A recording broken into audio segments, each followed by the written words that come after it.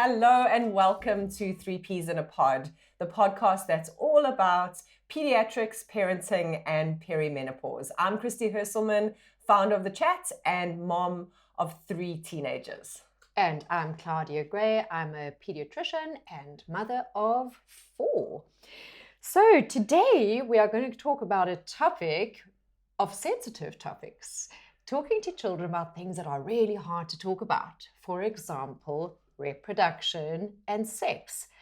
And the topic is how soon is too soon. But Christy, before we go into that, you lead a movement called The Chat, which is almost like a society designed to teach parents how to talk about difficult topics to children. And you do talks all over the country.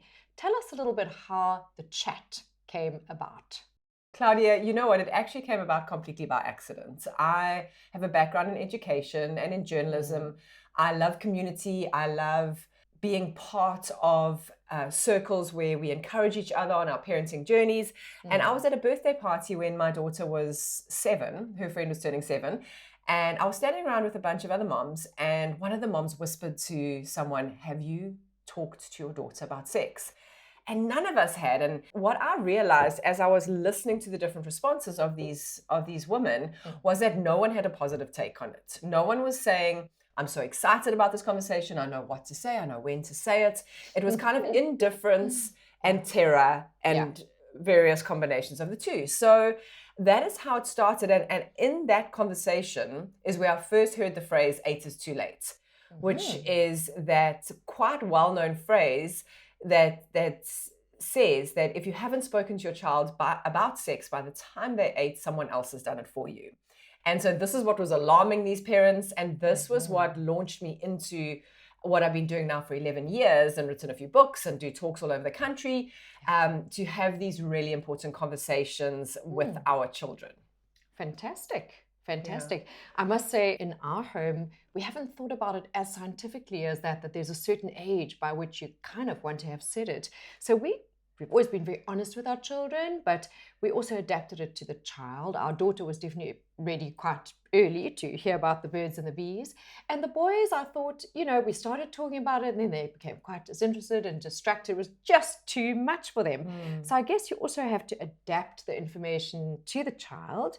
And all in all, I also found that it was less awkward for me as a mum than for my husband, who wanted to crawl under the carpet when there were any difficult things to talk about. I'm not sure if you found that too. 100%. It's about personality.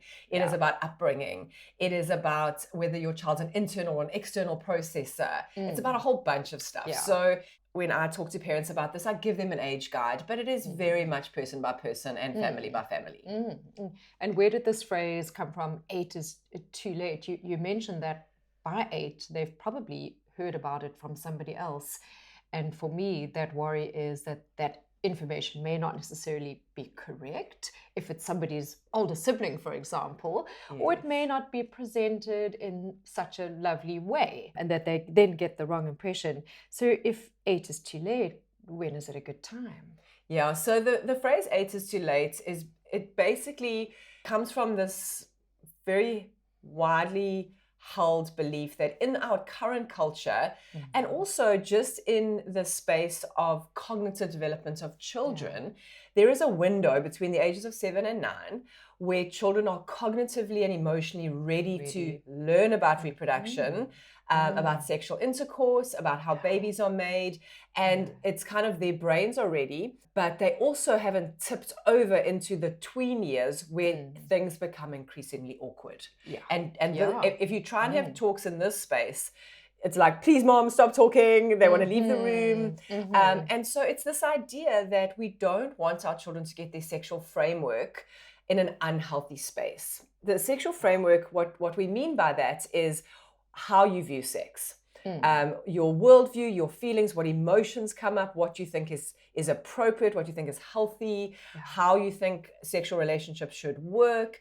And that is something that develops through a child's adolescence and puberty, and they take into adulthood and becomes the framework with which they interact in their own intimate and romantic relationships. And so it's really important what that framework looks like, because if it is as you said, coming from content that is not respectful, it's not consenting, then sometimes they have to later unlearn things that they thought were true about sex. And so that's why the conversations we have early on are about establishing a healthy, just think about when you're building a house, it's kind of like the foundations that are going in that we're going to build on as they grow. Yeah. And it's such a key part of their journey because, as you say, we want this whole journey for them to not be full of shame and mystery. We want to have it positive and honest. It's easy when conversations are hard to sweep them under the carpet and to procrastinate for so long that it actually might become too late. So we really have to start early. Otherwise, they will hear it from some social media influencer. They will see people kissing and cuddling on TV, and it will make them very confused and maybe give them a warped or inappropriate impression if they don't really know what it's all about. Yeah. But how young is too young? So this is the question for today, is not how late is too late, but how early is too early. Yeah. And it's not as, it's not as much of a big deal as we think. The problem is more leaving it too late than doing it too early, because how children's brains generally work is if they get information that they can't quite understand, it's kind of like a sieve, and it filters through, and then you need to reinforce that later. And it's important for us as parents to realize that the chat, even though that's what I've called my organization, it's not about one marathon conversation on the couch, where you download all of this, that old-fashioned idea of the chat. Have you had the chat? It is about starting early and regularly building layer upon layer of age-appropriate conversations. That's why whenever I do talks, I give kind of an age guide, because it is about layering those conversations. So I think what we'd love to talk about today is, where do we start and when do we start? How do we kick off the conversation? So if we starting, for example, to lay little seeds in a youngster who's around about 3 or 4, I mean, they barely know all their body parts, hands, nails, feet, and elbows. How on earth are you going to start with the private parts? Yes, this is what so many parents struggle with. And this is why parents, sometimes don't start. And it is as simple as starting with the right words. This is simple and complicated because I have parents coming to my talks and saying, but in our language, we don't have a word that is anatomical, that doesn't have negative connotations. Wow. So I don't want parents to get too bogged down in this, but it is really, really helpful. In English, we have anatomical names. We have penis, vagina, vulva, scrotum, testes. We have these words, and if possible, when we are teaching our children the body parts, we use those names. A lot of us, we have Winky and Willy and Fanny and Flower and all of these things, and the list can go on, and every family has their own. Yes. And but when we just name them as they are, we remove the shame, we remove the stigma, and we can then send a message to our children that these are body parts just like any others. That's why we don't have special names for an elbow or a forehead. They're just part of our bodies. If they have special names, they might start thinking, well, what's wrong with them? Is there something shameful? And we don't want children to think that their genitalia are bad or dirty. We want them to know that they're a natural part of a human being, but they're a slightly more private part that you kind of need to protect. And they should also know that no one is allowed to touch these parts except they themselves, occasionally parents, if there's a need, for example, a sore or a nappy rash, and occasionally doctors. So from a very young age, once you teach them about the vagina and the penis, you also teach them the context that this is privately for you. When I examine little patients in my practice, and if I have to examine down there, for example, if there's a nappy rash, or if they've fallen, or if they've got eczema on their private parts, then I normally ask the parents, first of all, do you have a special name for it? So I know you've said we mustn't have a special name for it, but some families do, and then you want to be congruent with that, so the child understands what you're talking about. And the second thing I always say, I look the child in the eye and very gently I say, remember, this is only for you, sometimes mommy and daddy, and for doctors only if they're examining you there. So we reinforce this is okay in a safe environment, but it is your private part. So good. Yeah. And I want to talk more about appropriate and inappropriate touching in a moment. But before we get there, a question I have for you as a doctor is when we think of touching our own bodies, little boys can seem a little bit obsessed with touching themselves, touching their penises. I mean, I can imagine, you've got this thing dangling off your body. It might be quite interesting. Yeah. Why is this? Christy, safety, it's not just little boys. All boys. All boys. But I think they learn to be socially more appropriate. So the first thing to say in the little ones, it's nothing to worry about. It's a natural curiosity. Okay. It's part of development. It doesn't mean to say you've got sexual intent if you're fiddling with your penis or your testes, etc. So don't despair. This is a normal part of development, and it's often exaggerated at the time that it becomes suddenly more accessible, such as when you are toilet training and suddenly there's no big fat nappy there in place. And this is for boys and girls. For boys, it's a little bit more obvious because it is a dangly thing. The other thing to know is that it can be fairly soothing, a pleasant sensation. So some boys use it to self-soothe, whereas when they were younger, they used a dummy or they sucked their shirt or they had their little cuddly toy. Now they can play with their dingly-dangly and it feels pretty good. And it can also come in times of anxiety and times of boredom. So there are many reasons why this is a natural response. It's how we approach it, though, isn't it? Yes, absolutely. So obviously we need to avoid shame, and we've already spoken about that. But I think for a lot of parents, it's kind of trying to enforce this idea of modesty, of privacy, explaining to our children that they shouldn't touch themselves excessively, especially in public. And obviously we don't want to scold them for this. We don't want to say, stop doing that, that's disgusting. Or, we want to speak gently. We don't want to cause a big scene, like you said, just reinforcing that it is private and that excessive touching, especially in public, is inappropriate. Absolutely. But Christy, apart from just being socially a little bit more inappropriate, there are other reasons for teaching children about their private parts and giving them proper names. And this may have to do with safeguarding against sexual abuse. Yeah. Can you tell us a little bit more about that? There is some really interesting research around this. And I had a really interesting conversation with Erin Farah, who is a safeguarding consultant, and she was talking to me about some of the research done into sexual offenders and specifically around children. And she was saying how children knowing their body parts, knowing the names of their body parts, actually does protect them against sexual abuse because they are more confident in protecting themselves. And also in cases of sexual abuse, when they're required to give testimony, knowing their private parts and knowing the names for their private parts makes it harder for the defense to cause confusion. And there is a higher conviction rate of sexual offenders in those cases when the children know their body parts.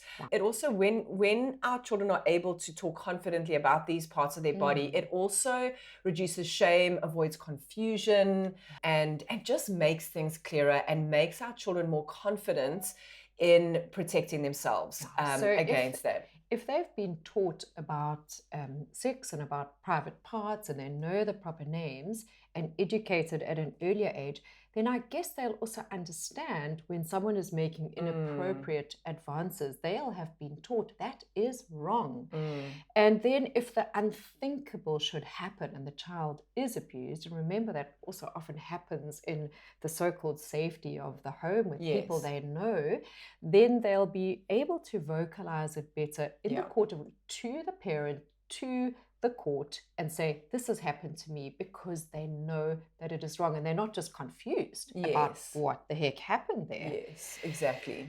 Yeah. Okay. So, I mean, that is the unthinkable, and that there's actual sexual abuse. But what about just normal touching, hugging, etc. in children? What are we teaching kids about their own bodies there? Okay, so this is also an important one because when we talk to our children about what we call body autonomy, we laying the foundation for a very important concept in sexual relationships called consent. Which is something you think, okay, we're going to speak about that when they're teenagers, when they're older. But actually, when you bring it in now, you equipping and putting in something within them that basically tells them they're the boss of their own body, which is so important. And so what that means is that we teach our children that no one, including us, including anyone in the family, may touch their bodies, may force them to hug or kiss or anything like that without their permission. If they feel uncomfortable, they're allowed to say no. And sometimes we think, well, no, if I want a kiss from my child, I should be able to grab a kiss from them. But actually, when they're not allowed to say no, it kind of shuts down their internal spidey senses, that goes, I don't feel like this right now. I remember a woman coming up to me after one of my talks and saying when she was younger, her parents would have these parties. And when it was her bedtime, her parents would tell her that she needed to go and hug each of the adults good night. And she says she's still, and she was a woman in her 20s, she was married. She said she still can remember the smell. She can remember the sensation of having to hug these drunk men. Absolutely. And she said that impacted her sexual relationship with her husband. Gosh. You take this into adulthood, and also if any adult is allowed to insist you allow them to touch you, then again, you're not as capable and you're not as equipped to protect yourself against abuse, because adults are the boss and you're not the boss. So it's actually teaching a child to respect, but also for us to respect a child's body.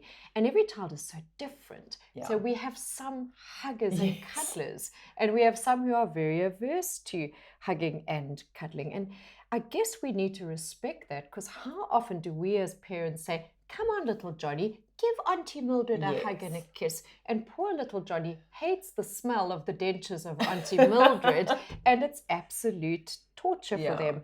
So let us as parents respect. And if a child doesn't want a hug or doesn't want a kiss, we can hold back and say, Johnny, Mummy's here. When you're ready for a hug, come and visit me in my bedroom and we'll have a big cuddle and we'll wrestle. So give the child the opportunity to come when they're ready if they don't feel like it in the moment. And I find as a mother and as a doctor, you get a sense very quickly of whether kids are huggers or not. I have many patients who run into my rooms with open arms and give me a hug. And that's what they want, and they feel comfortable with that. And I have many patients who, if at the end of the consult I say, give me a high five, that they hold back, and then we can't force them into that. So every kid is different. Absolutely. And I think what is important as well is these conversations have been quite heavy. And before we wrap up, I just want to say that we always need to remember that conversations around sex, they're not solely about protecting against the unthinkable, against things that are happening. It's actually about remembering that sex is something good. Sex is in the right place, the right context, the right relationship is actually designed to be something so good, so healthy, and so much part of the human experience. So as you are having these initial conversations with your little one, that we do it with that in mind, that we do it from a positive, because sometimes when we let fear guide us, our conversations create fear in our children. So that they should be positive, naming the body parts, or just talking about privacy. Come on, put your cozy on. Remember, these are our private parts. Just making sure that these conversations stay positive, because we want that to be a good experience for them. And I think that's where your recommendation of starting early and starting in a layered response with what they can cope with is so important, because as you say, when it comes to a child who's 11 or 12 or 13, they are so embarrassed that it becomes an icky topic. Whereas when they're younger, it's curiosity, and that can be seen more positively.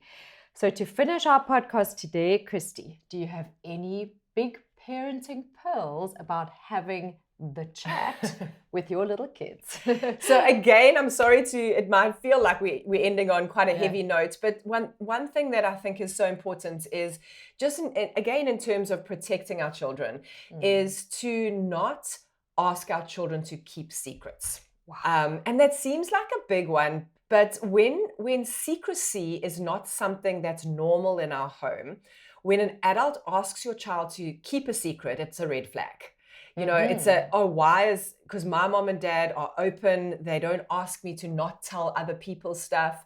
And so even things like, don't tell your dad I let you get an ice cream on the way home, or don't tell your brother and sister that we did this. You know, even those little things, creating situations where you are asking your child to keep something from another adult can confuse things. So an open home where we don't keep secrets. Obviously, surprises are different. Surprises have an expiration date.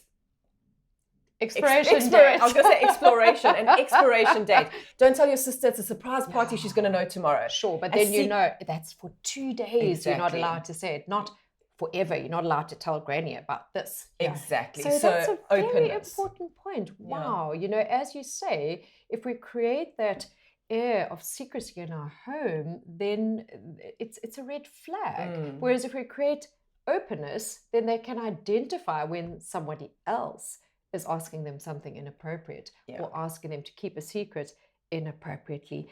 Yeah. This was a pretty heavy conversation, but gosh, very interesting. So name the bits, be honest, start early, teach your child that they are the boss of their bodies. And remember, guys, these podcasts are based on solid evidence, but they are for informational and educational purposes. If you are worried about anything, please see your healthcare practitioner.